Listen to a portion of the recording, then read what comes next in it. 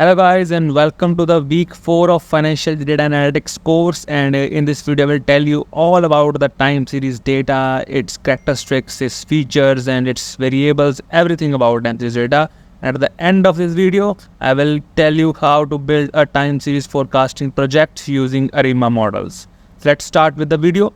Okay, so first of all, what is time series data? The time series data is a sequence of observation recorded at a successive interval of time. So the information that has a time variable in it, that is called a time series data. It is used to analyze the trends, patterns and behavior of the human beings or any kind of product over the time. So characteristics of time data include a trend, a seasonality and a noise. So I can explain that what is trend. So a trend is just a component that represents the long-term movement or directionality of time series data. So in which way that time series data is moving, that thing is called a trend. It captures the overall upward and downward pattern of data over an extended period of time. Or it can be linear or non-linear as well. So it cannot always go up, it cannot always go down. So it can be like that.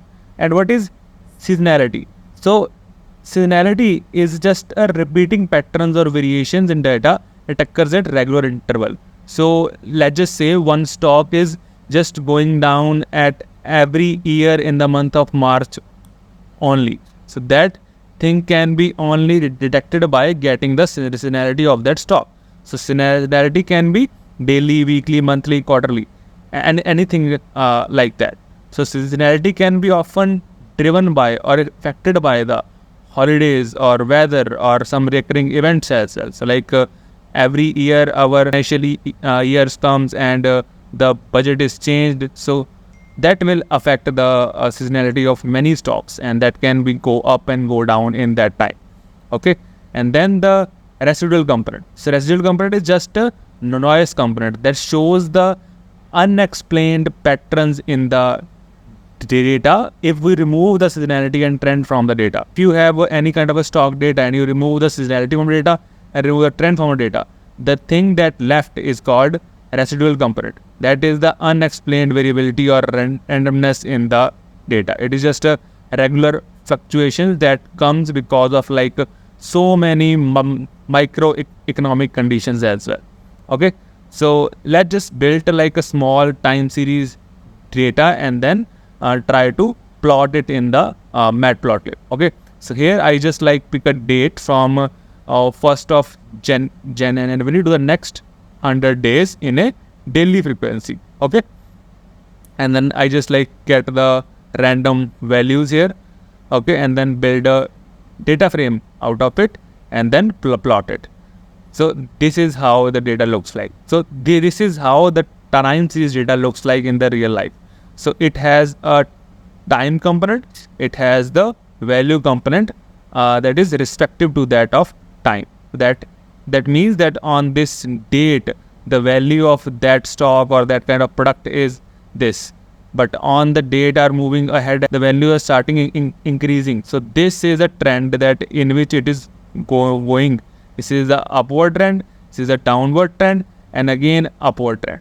Okay, and the seasonality I can explain in the next component, that is the time series visualization. So in this kind of code, we just like to break down our data into its components, like into the components of trends, seasonality, residual component and the original data. Okay, so let's just say we have this kind of data that we just build above as well, and we just can additive model out of that. So that just add up the things one by one on the other things for the 7 periods, like or for the 7 months in that way. Okay, so first let's just plot the original data that we have. So data just looks like this. Okay, from the 1st January to the next 100 days. Okay, but when we plot for the trend, okay, so we just get the trend from this result. So the trend, it looks like it is the upward trend. Okay, upward trend and then downward trend, then again upward trend. Okay, so this is the trend that how it's going. It will not show the like small random fluctuations in your data, but it will just show the trend, that in which way, in which direction your data is moving. Okay. The next thing is our seasonality. So that seasonality will show that how the data is moving in every 7 days.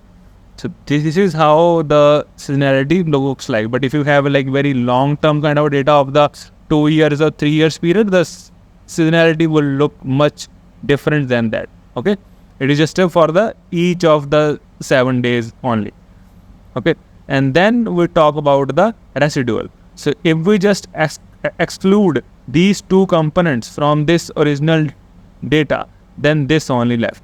So these are the like random fluctuations that are not explained by any means, but these are random because of like so many macro conditions in the economics that will happen. Okay, that's why these component will occur. I hope you like completely understand the different meaning between the trend, seasonality, and the residual component. Okay, so our next thing is stationarity. So stationarity means in the time series data, if your data has a constant mean, constant variance, and constant autocorrelation, then that data is stationarity true. Means that data will follow a certain pattern only. There are like no like such of like unexplained pattern in your data. So to check that whether your time series data will follow the stationarity or not, you can just do this kind of ADF test. So when we're doing the ADF test, it just give you the stationarity value. It is true or false. So it is false. That means that our data, that this data that does not have the constant mean variance or constant autocorrelation. That means our data will fluctuate by so many other conditions as well. So that will really help you to get to know about your stock, about your product very well. Okay, that means the stationarity. And then like what is ARIMA modeling? So ARIMA modeling is a like very popular time series forecasting technique that we used to forecast the stock price, forecast the product, and anything like that. So it consists of the autoregressive terms that just like automatically additive into that, and then the differencing and the moving averages kind of terms, and it can use the historical data to make the predictions. So as we have this our data as well, if I just fit my model with use of the ARIMA model, and then calculate the summary as well, it shows that how this data will behave if I have a pattern in that. It will just get all the components that I have. The autoregressive component, this is the moving average component, this is the sigma component. On the basis of that, it will just give you that how well your model is behaving. So I will explain about this complete ARIMA modeling in our next video. We will build a like complete end-to-end project using the time series forecasting.